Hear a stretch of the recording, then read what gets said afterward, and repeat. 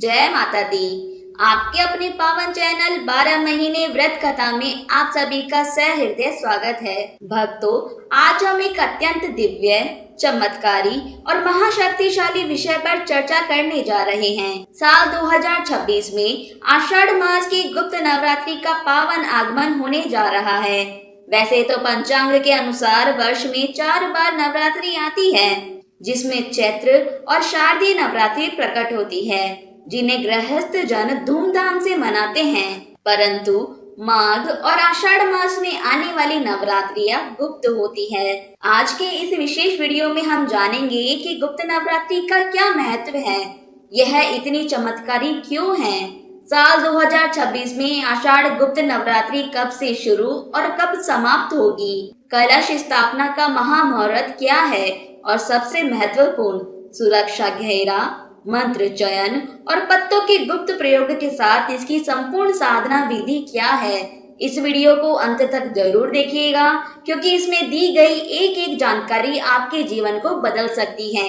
आइए वीडियो का आरंभ करते हैं। गुप्त नवरात्रि मुख्य रूप से गुप्त साधनाओं, तंत्र मंत्र की सिद्धियों और आध्यात्मिक उन्नति के लिए जानी जाती है। इस काल में सात्विक और तांत्रिक दोनों ही रूपों में 10 महाविद्याओं की आराधना की जाती है। सामान्य दिनों में आप 6 महीने या साल भर जो मंत्र जाप करके पुण्य अर्जित करते हैं, गुप्त नवरात्रि के मात्र इन 9 दिनों की कड़ी तपस्या और साधना से आप उससे कई गुना ज्यादा अधिक ऊर्जा और आध्यात्मिक उन्नति प्राप्त कर सकते हैं। यदि आप किसी गंभीर संकट में फंसे हैं, शत्रु बाधा से परेशान हैं, कोई अदालती मामला चल रहा है, या फिर आप अपनी कुंडलिनी शक्ति या आज्ञा चक्र को जागृत करना चाहते हैं, तो यह समय साक्षात वरदान है। जब महादेव और माता पार्वती राक्षसों तक को अपनी तपस्या से प्रसन्न होकर वरदान दे देते हैं, तो हम तो उनके भोले भाले मानव बच्चे हैं। यदि सच्चे भाव से पुकारेंगे तो मैया हमारी झोली खुशियों से अवश्य भरेगी। आइए जानते हैं आषाढ़ गुप्त नवरात्रि 2026 की महत्वपूर्ण तिथियां और महामुहूर्त के बारे में। साल 2026 में आषाढ़ गुप्त नवरात्रि 15 जुलाई 2026 से प्रारंभ होकर 23 जुलाई 2026 तक चलेगी। यह 9 दिनों की महातपस्या का काल है। प्रतिपदा तिथि का प्रारंभ 14 जुलाई 2026 को दोपहर 3:12 पर होगा। प्रतिपदा तिथि की समाप्ति 15 जुलाई 2026 को सुबह 11:50 तक होगा। आइए घट स्थापना यानी कलश स्थापना का शुभ मुहूर्त को जानते हैं। 15 जुलाई 2026 को सुबह 5:33 से लेकर सुबह 10:09 तक का समय घट स्थापना यानी कलश स्थापना का शुभ मुहूर्त माना गया है। इसके अतिरिक्त दोपहर में 2:45 से लेकर 3:40 तक अति शुभ अभिजित मुहूर्त भी रहेगा। आप इस समय में भी स्थापना या संकल्प कर सकते हैं। आइए आषाढ़ मास की गुप्त नवरात्रि की कुछ मुख्य तिथियों के बारे में जानते हैं। दुर्गा अष्टमी यानी महाअष्टमी 21 जुलाई 2026 को होगी। दुर्गा नवमी यानी महानवमी 22 जुलाई 2026 को मनाई जाएगी। व्रत पारण 23 जुलाई 2026 को किया जाएगा। जो भक्त हॉस्टल में रहते हैं, कामकाजी है या गृहिणी है, वे यह न सोचे कि वे साधना नहीं कर सकते। ना करने से कुछ करना ही बहुत अच्छा माना जाता है। यदि आप पूर्ण नियम नहीं निभा सकते, तो जितना संभव हो उतनी भक्ति और सेवा भाव से साधना अवश्य करें। माता रानी आपके भाव देखती है। अपने घर के ईशान कोण या पूजा स्थान को साफ करके गंगा जल छिड़के। वहां एक लकड़ी की चौकी स्थापित करें। चौकी पर लाल या पीले रंग का स्वच्छ वस्त्र बिछाए।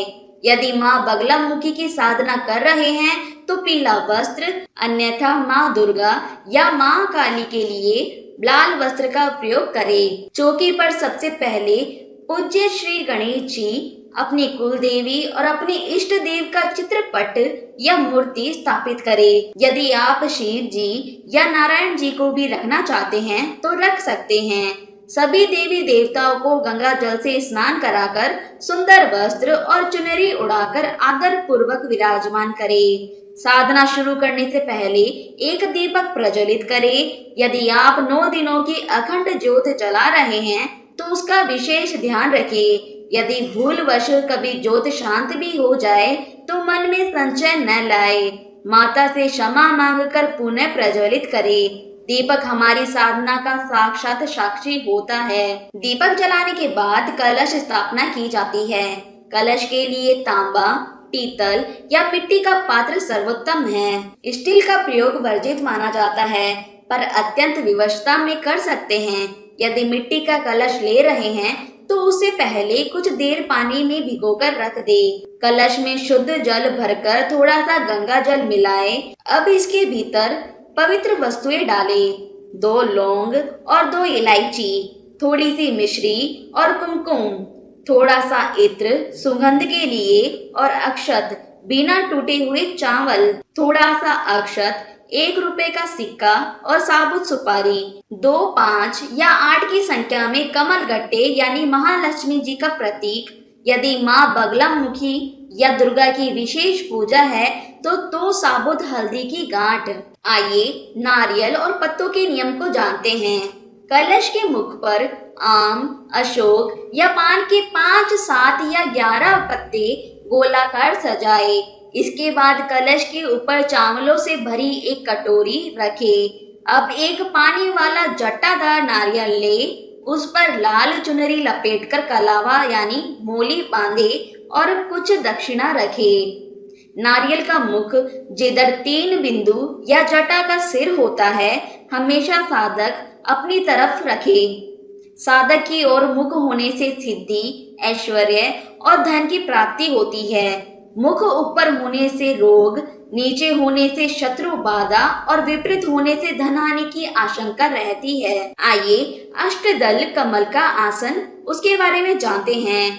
चौकी पर कलश को सीधे जमीन पर न रखें। लाल कपड़े पर मुट्ठी भर चावलों की सहायता से अष्टदल कमल, 8 पंखुड़ियों वाला कमल बनाएं। आप चाहे तो चावलों को हल्दी या कुमकुम से रंगकर सुंदर कलात्मक अष्टदल कमल बना सकते हैं। इसी अष्टदल कमल के ठीक बीचों बीच कलश को स्थापित करें। गुप्त साधनाओं में गुरु का होना अनिवार्य माना गया है। यदि आपके पास कोई दीक्षा प्राप्त गुरु नहीं है तो चिंता न करें। सनातन परंपरा में जगत गुरु भगवान शिव को ही अपना परम गुरु माना गया है। साधना के पहले दिन हाथ में जल, अक्षत और पुष्प लेकर कहे, हे महादेव, मेरा नाम यानी अपना नाम बोले, मेरे पिता पति का नाम बोले, मैं इस स्थान यानी अपने शहर का नाम ले का निवासी हूँ। आज से मैं आपको अपना परम गुरु स्वीकार करता हूँ या करती हूँ। आपकी साक्षी में मैं भगवान शिव के मूल षडाक्षरी महामंत्र ओम नमः शिवाय को अपना गुरु मंत्र मानकर ग्रहण कर रहा या कर रही हूँ। हे गुरुदेव, मेरी रक्षा करें और मेरी इस गुप्त नवरात्रि साधना को सफल बनाए। यह कहकर जल भूमि पर छोड़ दे। अब आप और शिव जी गुरु शिष्य के पवित्र रिश्ते में बंध चुके हैं। इसके बाद आपको प्रतिदिन न्यूनतम यानी 5 या 11 माला ओम नमः शिवाय मंत्र का जाप गुरु मंत्र के रूप में करना होगा। गुप्त नवरात्रि की साधनाओं में ऊर्जा बहुत तीव्र होती है। नकारात्मक शक्तियों से स्वयं की रक्षा के लिए सुरक्षा गहरा बनाना अत्यंत आवश्यक है।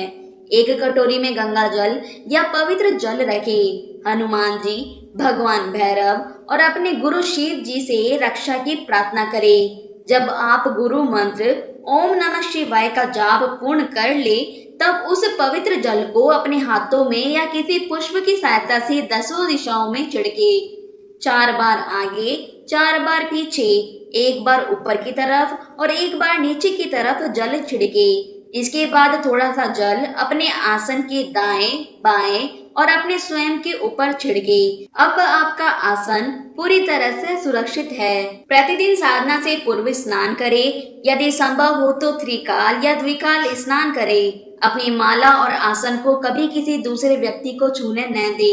रोजाना माला पर भी गंगा जल की कुछ बूंदे छिड़के। प्रतिदिन एक ही समय जैसे रात्रि 7 बजे के बाद या ब्रह्म मुहूर्त में और एक ही स्थान पर बैठकर साधना करें। इन 9 दिनों में मन, वचन और कर्म से पूर्ण ब्रह्मचर्य का पालन करें। किसी भी प्रकार के मलिन विचार, क्रोध, लोभ या काम वासना को मन में न आने दे। साधना के दौरान माता को योगिनियां और नकारात्मक ऊर्जाएं अक्सर साधक के धैर्य की परीक्षा लेती है। मन विचलित हो सकता है, परंतु आपको अड़िग रहना है। साधना के पहले दिन ही मैया से प्रार्थना कर ले, माँ, मैं तो अज्ञानी बालक हूँ, मेरी परीक्षा मत लेना, मुझे अपनी शरण में रखना। माता अपने बच्चों को कभी निराश नहीं करती। यदि साधना के बीच में या शुरुआत में ही माताओं बहनों को पीरियड्स आ जाए तो साधना खंडित नहीं होती।